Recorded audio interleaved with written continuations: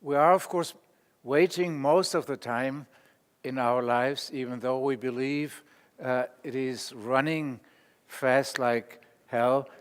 My topic is a question that has a trivial answer, and the answer is, do calculating machines like drawing? No. And I'll repeat this in the end, but I'll take a while before I get there. The fact that we had this marvelous talk about the life of Claude Shannon made me to switch the following two slides. I'll go through them without saying anything, because where I come from, Claude Shannon's now only information theory, not his life, played an enormous role. It played an enormous role in two ways. One, the book that, I forget his name, Sony, mentioned briefly a mathematical theory of communication, has two essays. One, the first one is by Claude Shannon himself, the second one by his buddy Warren Weaver. In his Shannon's part, he remarks, and please, don't ever, what I tell you here about communication and information, don't ever use this in any semantic sense. It's purely and only syntactic. Warren Weaver, next page, starts not explicitly but implicitly to apply it, Shannon's and Weaver's also, information theory in a semantic sense, making sense instead of just counting, just assuming a certain system that I want to indicate of probabilities that you need as the ingredient, the element, the starting point for that particular theory of something called information. And the assumption there is we have a source, something mechanical, something machinic, that is sending in some rhythm. The rhythm itself doesn't mean anything, doesn't matter. It is sending messages. The messages are put together as signals, sequences of signals. These signals themselves are without any meaning. However, there is a certain probability distribution, signal 1, 2, 3, 4, 5, probability 1, 2, 3, 4, 5, and so on. And that probability distribution is responsible for the amount, it's a number, of information contained in any finite sequence of over that system. That's it. Information theory, when the war was over, immediately became extremely prominent because together with Norbert Wiener's cybernetics, people believed now we have something to get out of that terrible mess.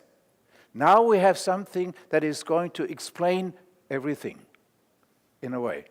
My second remark out of the preparation is, where I come from, Stuttgart, Germany, the philosopher was specializing in aesthetics, art, if you like, aesthetics. And his particular kind of aesthetics was based on Shannon's concept of information. So the aesthetic object, think of a work of art, this we never used. The aesthetic object, the object that becomes a point of consideration in aesthetics, is taken as a sign, a complex sign, and a sign contains some message. It can be used in a process of communication. Therefore, in Stuttgart, we believed we now know how to measure beauty. How to measure beauty. By counting elements. The elements, of course, we had to invent because we were not the source. There was that piece of art, if you like, that aesthetic object. So we put a grid on top of it, counted. That was the idea of the pixel, long before the pixel existed. And you count it, and now an enormous error sneaked into that theory. Frequencies, counting, were taken for probabilities. Totally wrong. Totally wrong. If you talk about probabilities, you're talking about infinite processes. If you're talking about frequencies, this is always finite. You count, and then it's over. So Shannon's theory, in the case where I come from, was mistaken, but loaded with great hope. Because we believed we now know how to do this. All the books, Mark Spencer, the professor I was working with, said, 1/3 of philosophy, throw away, it's only poetics.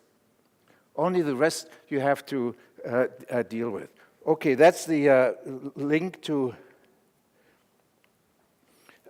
another little story. I'll tell you a few stories, but in between something more serious, definitely. It's the 5th of February 1965, and we are about, we do not know this, to see the first ever exhibition of what then was called computer art, computer graphics, different words. Digital art, you might say. I prefer to say algorithmic art. We did not know, nobody present there knew that this had never happened before. And in fact, when in New York, two months later, in April, at the Howard Weiss Gallery, Michael Knoll, also from Bell Labs, about which we heard a lot, had an exhibition of also computer-generated works. They, of course, had a little note in the New York Times about the world premiere of computer art. It had happened, I'm sorry to say, in West Germany by the time 2 months before. So the anecdote is the following. This is happening in the Institute of Philosophy. Fantastic, Benze, who I mentioned. And the drawings, you see some, these three were actually shown there. This is a relief 2 years later, and that's also a little later. A number of professors from the Fine Arts School were present. Benze speaks and gives a talk about projects of generative aesthetics. The term generative is very popular now. Everybody's doing whatever they are doing in a generative way. However, it is from 65. I'm, again, sorry to say. And when he ends, Georg Nees, a mathematician, engineer working for the Siemens company, who had told him, okay, do that exhibition. However, never use the word art if our name is present also. Bell Labs had told Michael Knoll something similar. So by the time for these huge companies, it is forbidden to be connected to art. Totally different now. Totally different now. Now, after Benze, Nees talks a bit, just indicating how is it possible that a computer is drawing? Because nobody in early 65 had any idea that this would be possible. And you should be aware of, by the time hardly anybody has seen a computer, and clearly nobody has seen a computer with a screen or some other visual output equipment. Nobody knows what that is. So he speaks very soberly over, polite applause a bit. And then the surrealist from the Fine Arts School says, "Oh, nice, young man. Nice talk, but tell me, can you make your machine draw like I do it?" "Yes, of course," Nake says, "if you tell me how you do it." This is a fantastic moment in history, fantastic, in 65, because it tells us in a nutshell, in a tiny nutshell, that only that we can make explicit, and on top of this, can make explicit in a computable form, this is what he did not say, can be put onto a computer, can become subject matter of whatever kind of calculations. Only that. So Georg Nake, without being aware of this, and I think almost nobody in the room was aware of this, told us once and forever what the limits of anything called artificial intelligence are. And we had yesterday a beautiful talk about, oh, it's so boring to nowadays get excited about the use of the term artificial intelligence, which of course implies that those who claim they are doing this are even more boring. Because why don't they just write their programs and look that they are maybe safe, perhaps, those programs? All right, so that's at the beginning of computer art, and I switch back 17,000 years, roughly.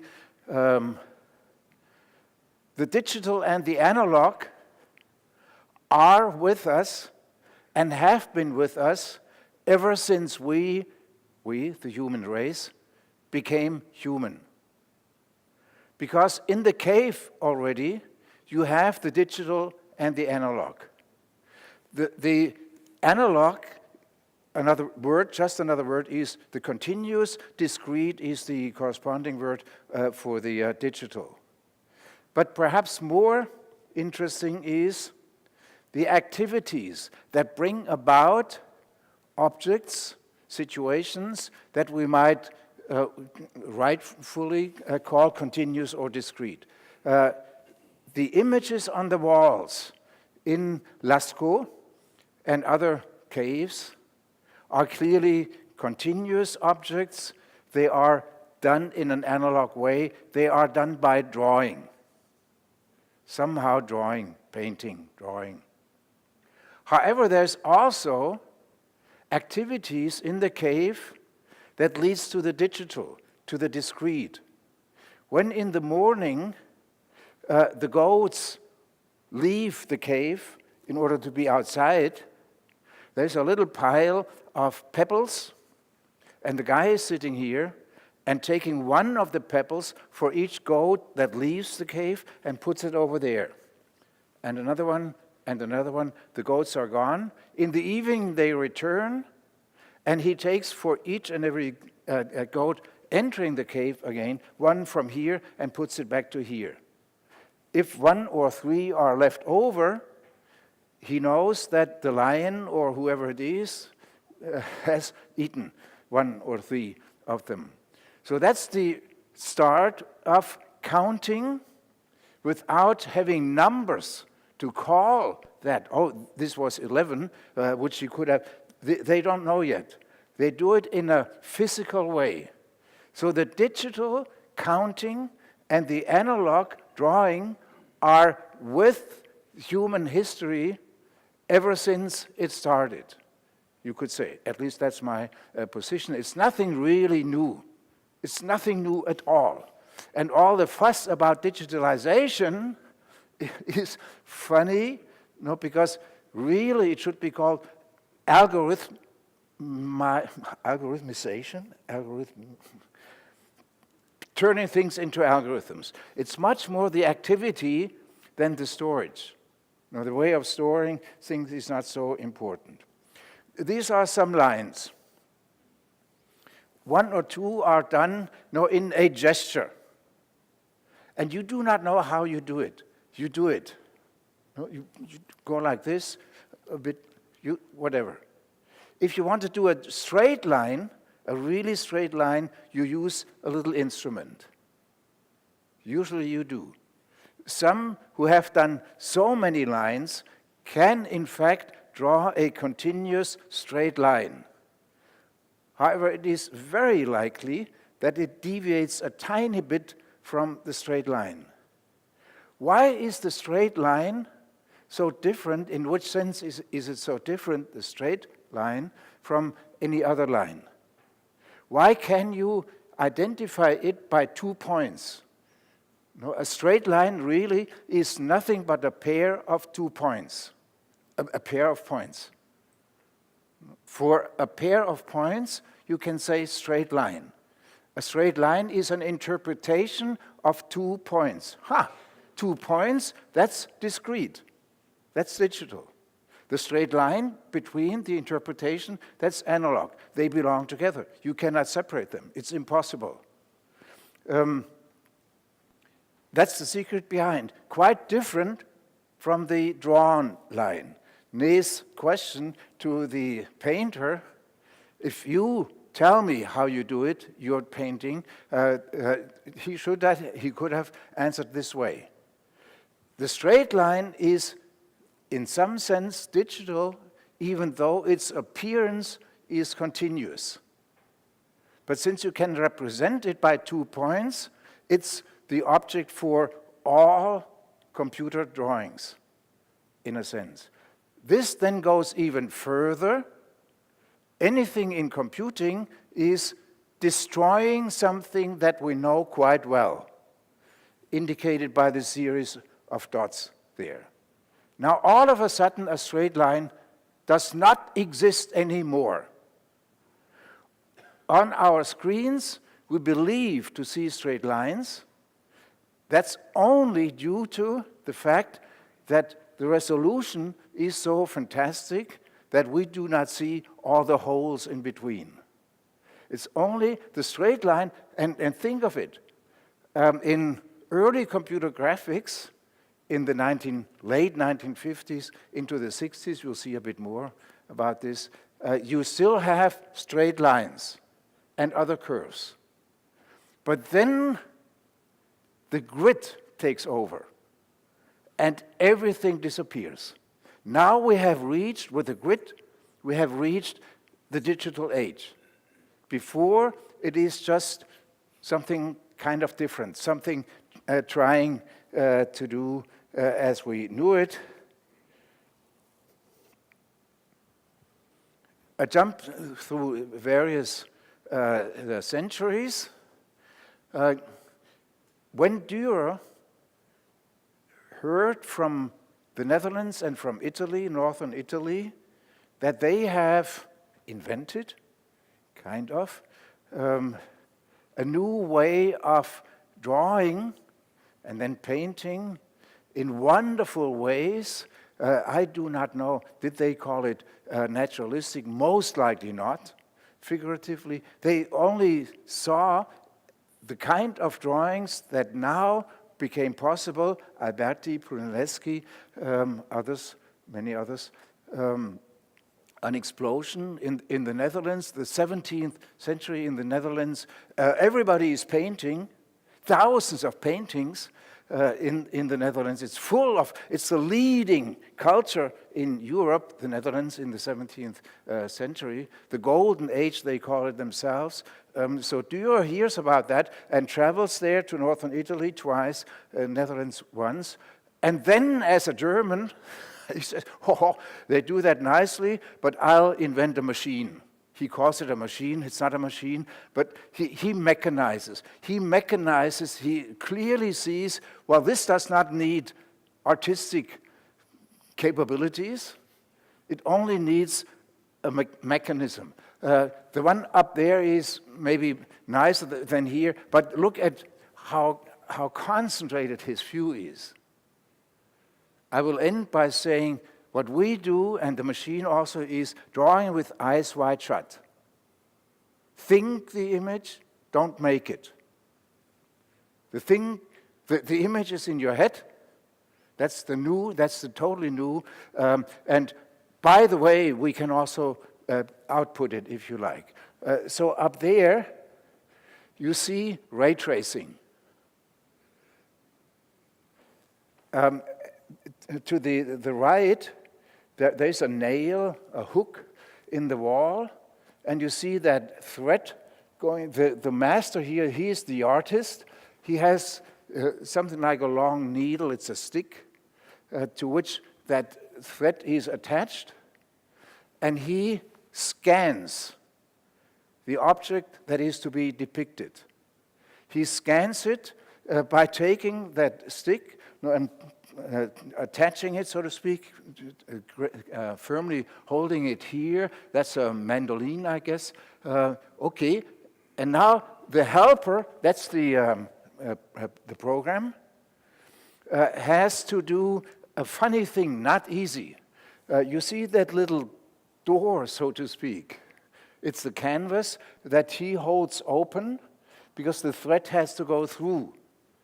It's not yet immaterial like in ray tracing, but that's the ray, in fact, and it goes through that open window now, and the poor guy here has to hold his finger exactly there where the thread goes through the frame, right?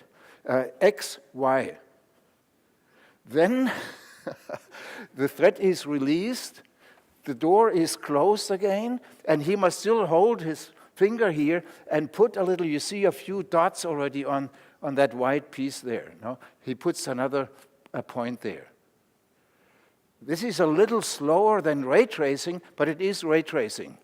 Exactly ray tracing. So again, you see, this is 400 years old, ray tracing. The only thing we do is now we have, many, many years ago, in the late 60s, ray tracing starts as that fantastic method, algorithm to generate images on a computer. We have seen in the Shannon, in one of the Shannon videos, fantastic computing equipment. So this is simple. I only have it here, and I did not know that this was the talk before me, to show you, well, this was a console where you were sitting when you, during the night, because during the day you would get only 1 hour to use that computer. You wanted to have it for many hours, from 7 in the evening to 7 in the morning, and then you went home and you knew, you had produced something, and all the others were hated the fact that they now had to get to work. I loved that I come from work. You know? This is, when you decide what you do during the night, whereas the others must do something during the day. It's day and night, night and day. So that machine was extremely interactive because you see certain dials here, knobs. I can put a command into the machine by manipulating it by hand. I also have to tell the machine into which storage cell this command should go. No? This is on machine level. So you would never come to even think for a second that the machine is doing anything for you with the exception of trivial things. You do everything. You are in full command of that machine. And here you see we are so proud in that European part of the world to call these machines drawing machines. Over there, they called them plotter. We knew plotter, that means materially they are not interested in anything. No? It's paper like that. What the hell, would you ever use such a paper if what you want to produce is supposed to survive for the next 50 or 60 or 100 years at the Victoria and Albert Museum here? No. I'm not sure whether the famous teapot is actually on that paper or projected later onto that photograph. I'm not sure about. Okay, this is the kind of machine I had available, Georg Naes also. It's about 1.5 meters squared, the area that you draw on, that you have the machine controlled by machine draw on. And you can put on real paper that survives. This is only to show you, I really did something. They're kind of younger. And that's, I'm proud of this photograph. It appeared in a newspaper. It's a few years later, 67, I believe. 40 artists in Stuttgart were in the second half of the 60s. This is the time of the war in Vietnam, the US war in Vietnam. 40 artists got together one Saturday night and had their works given into an auction. The American style of auction, who bets. And I'm doing this, being invited by these artists, which first of all means, they have accepted me as an artist, funny, nice. I like this so much because it shows my two souls doing something funny with a computer that the computer is not made for. And on the other hand, then taking this, because the money that we collected went to the, would you believe it, Viet Cong.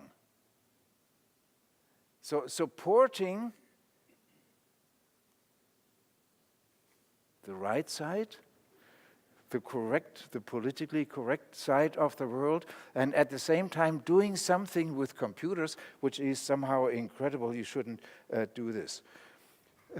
I was working, when this had reached a certain height, on a language which later in Vancouver was actually implemented, a graphic language. And it was clear to me that the way graphic languages were done was wrong, mimicking more or less drawing. You had to do, I believed, an algebra of is it drawn or is it painting should not make any difference, because the result, the objects to be produced this way were visuals. So I thought, okay, you need something empty. You need something, a dot. You need a line, the element of a line, which is straight, but you put straight line segments together to get any kind of curvature, and you need an area. This is thinking two-dimensionally. And you know, since the invention of photography, 1850, you have the great freedom appearing in art. Because now artists were no longer supposed to put something into visuals that was out there. A building, a marketplace, a city, a girl, an emperor, a something. Now, artists were free, and they made use of that freedom to a large extent. Free means freed from doing something in two dimensions that really is three-dimensional. We had Dürer before. Now, the great freedom of art that happens throughout the 20th century and into now we have approached its end. Okay, out of these elements, and I want to point out this, because there were two aspects to that programming language. One was the appearance of things, and the other one was the description of things. I called it here abstract syntactics, and the names were different, empty versus blank. Empty is the ideal, so to speak, maybe better here, a point. Nobody has ever seen a point. No, this the Greeks already knew. We see dots or something like this, no? Spots, marks, and so on. That distinction was, I published that paper in 71, the work was done in 68, and following. I put this up in the following sense. You describe in that language in abstract syntactics. If you then have an expression, a visual expression, an expression of visuals, and you assign that expression to a variable of type graphic and not type image, then that would mean draw, output. The assignment to a variable of a different kind would create the side effect of this appearing on whatever output equipment you would have available. Then you would not have these awkward, I believed, situations that in all drawing packages you are facing. That language did not become important. This is, and I'm proud, in 1963, well, this is not Ivan Sutherland, who I mentioned here, yeah. This is his friend, Timothy Johnson. Who knows of Ivan Sutherland? Not so many, I had almost expected. We are in that world of graphics. And Ivan Sutherland, okay, that's now a parallel to Claude Shannon before. But Claude Shannon was, of course, much more important than Ivan Sutherland. However, he has written the best PhD thesis in computer science ever. Nobody matches his thesis. Would you believe it? It was in 63 when he submitted it to MIT, of course. In 1980, 17 years later, it was published as a book in Hong Kong. In Hong Kong, okay. 17 years after the PhD thesis has been submitted, it's still important enough to publish it as a book. That has never happened to any PhD thesis in whatever field. Ivan Sutherland, well, I'll skip this and make a short remark and then have a quote by him. What? Here we see a screen. It's a tiny screen. It's as small as we see here. No. Ridiculous for us. But now the word ink appears here. For inking up. The device used in order to draw on this display is, you don't see it very well here, it's called the light pen. By the time, wrongly, before it was called the light gun. This was too militant, therefore they changed the name to light pen. But it's not doing anything as you are supposed, as you assume when you use a pen. It's not drawing. It's recognizing light. So if the screen is empty and you want to do something there, you have to put up something from the machine for the light pen to discover. So you go there, the action is called inking up, and now if you move slowly enough by the time, you have ink at your, because the computer knows where you are. And there, where you are, it outputs some light. That's how you draw. So when you use computers, that's the message here, you always must think against what you know. The line, you must think, does not exist, it's pixels. It's a destroyed line. If you think you're painting or drawing at least, you're recognizing. Where is the light? There I go. Don't go too fast because then the computer by the time cannot follow you. This is the second sentence from Sutherland's thesis. Heretofore, most interaction between men, and computers, it's literally quoted, has been slowed down by the need to reduce all communication to written statements that can be typed, discrete. In the past, wonderful, nice little sentence by this engineer, in the past we have been writing letters to, rather than conferring with, our computers. 63. This is where it all starts. And I've heard at this conference, Code Mesh, some years ago, Alan Kay was giving the keynote. Okay, Alan Kay, 71, Xerox. Where did he do, and in what field did he do his PhD, Alan Kay? Utah, under Sutherland, in graphics. Graphics, this is an imperialistic remark I make, but I make it anyway. Graphics is the cradle of computing. Why?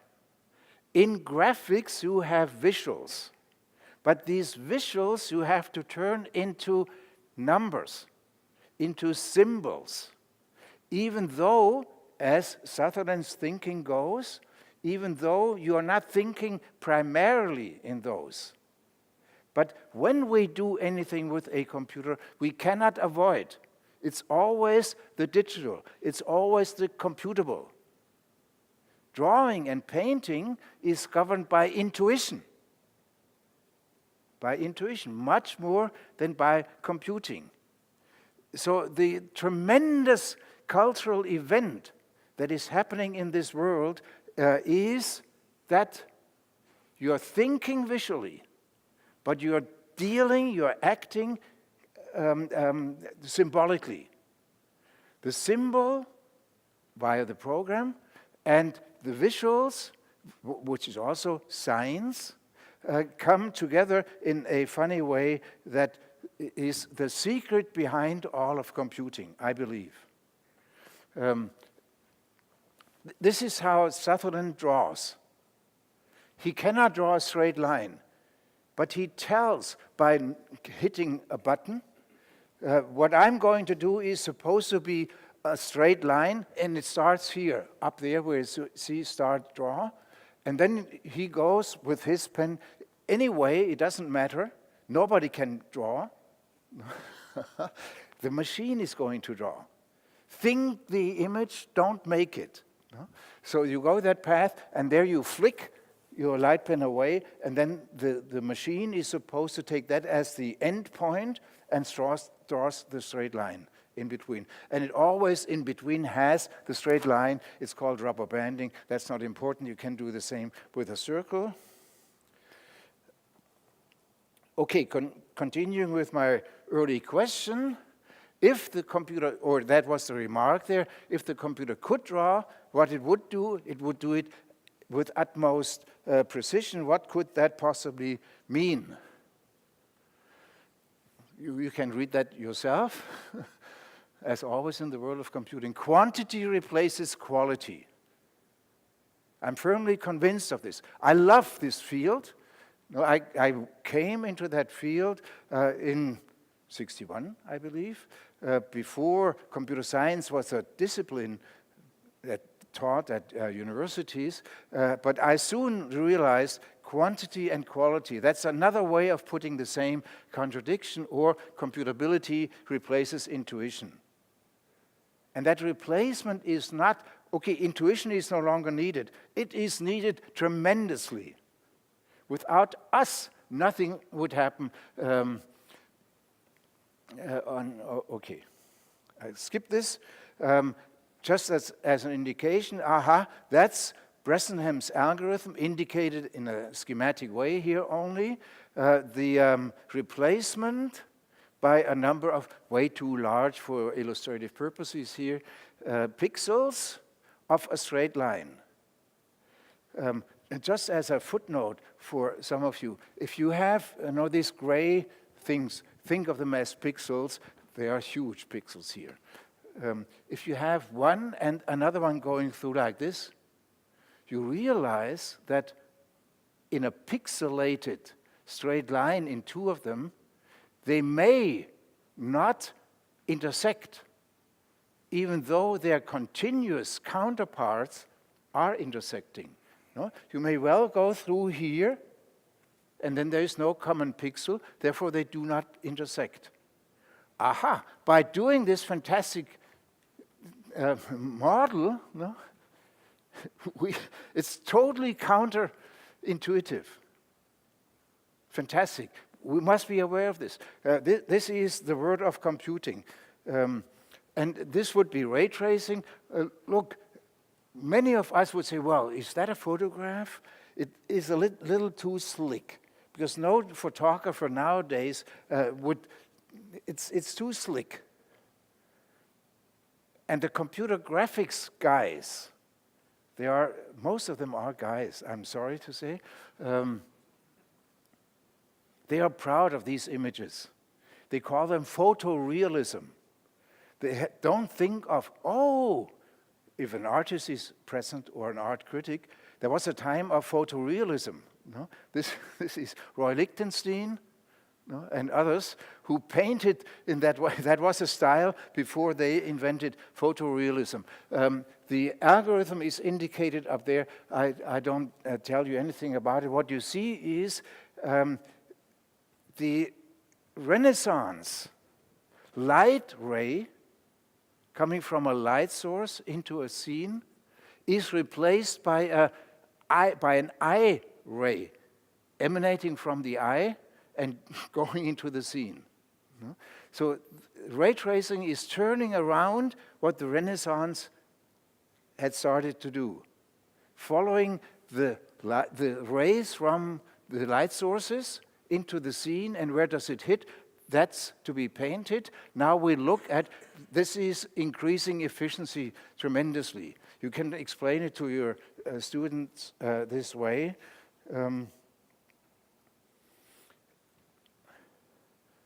That's a young guy, Casey Rees, the inventor constructor, together with his friend Ben Fry, of the programming system and language. It's not quite a language, processing.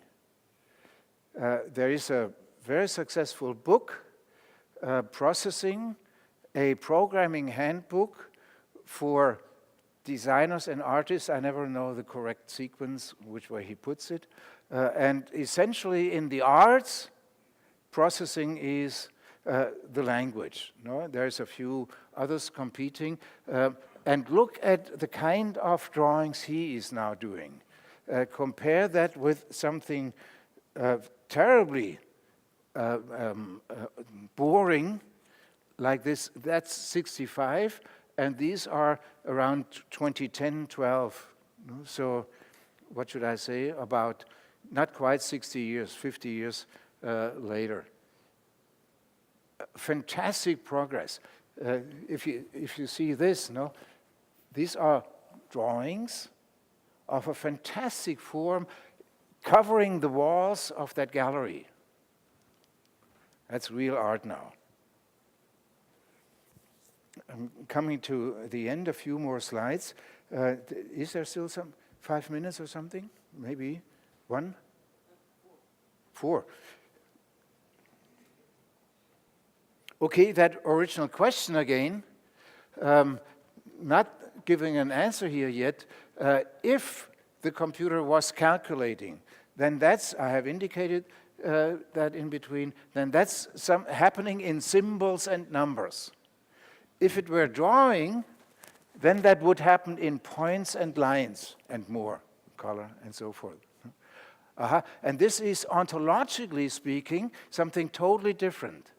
So the question, would the computer like to draw, is clearly, now I can answer it not just out of the blue skies. I can say, well, look, since it's the machine, computer, to compute, which means to evaluate computable functions. That's all that computers can do.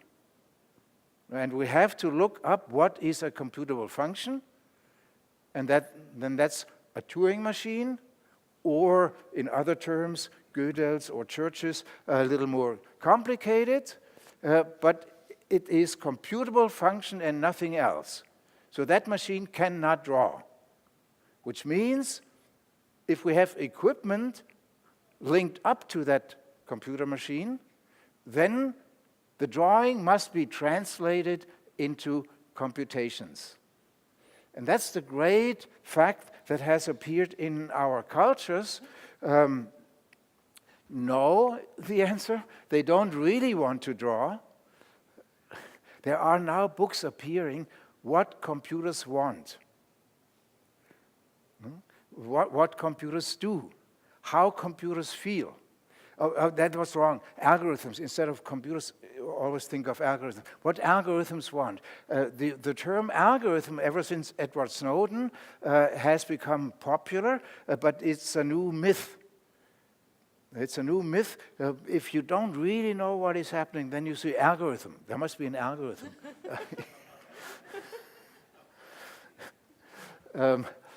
They'd rather stick to calculating, I said so. Therefore, they do it like us, ourselves, drawing with eyes wide shut. And you become more and more silent. I guess I skipped this. The semiotic animal, which is us, and the German mathematician Felix Hausdorff, the inventor of fractals, long before they were called fractals, late 19th century, no computers around, Felix Hausdorff has told us we are semiotic animals. Some of us call the computer the semiotic machine, and these two meet. That's the reason why intelligent people talk of artificial intelligence.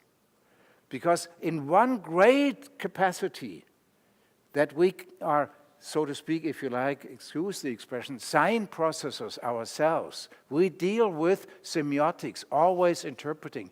In that sense, we meet that machine that is also taking signs into, but then incapable of dealing with them as signs. I have put this in a small, tiny little extension of Charles Sanders Peirce's semiotics into this diagram. Peirce would be here, this triangle. He has never used triangles. So a sign is a triadic relation for Peirce. A representamen, that's that represents, standing for an object that is presented by virtue of an interpretation resulting in an, as he calls it, interpretant. That's the result of an act of interpretation. Now, I call this additionally intentional. That's us. Now you take the same thing, put it into a computer, and thinking of the same object to be represented. Then the computer has a compiler or an interpreter, as it is funnily called, and determines the meaning of this. This, in a formal sense, you can say that's an act of interpretation. However, it is determined, the interpretant. The computer has no way of deviating from the one and only meaning of anything we put into the machine. We are totally free in each and every of our interpretations. An open, infinite process meeting a determined, finite process. That's the semiotic animal, the semiotic machine or engine. This is the typical situation of the computer over and over and over again. And just in another word, we perceive the surface, the computer manipulates the subface. That's the algorithmic sign in another way. Thank you very much.